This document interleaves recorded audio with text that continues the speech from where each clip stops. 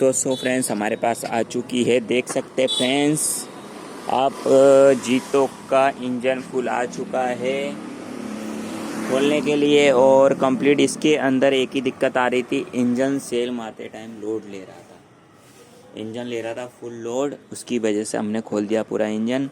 तो फटाफट खोल सबके आपको बताएंगे इसके अंदर फोल्ड क्या है। तो वीडियो को लाइक करें, चैनल को सब्सक्राइब करें। मिलते हैं नेक्स्ट वीडियो में। आप देख सकते हैं सब खुला पड़ा है।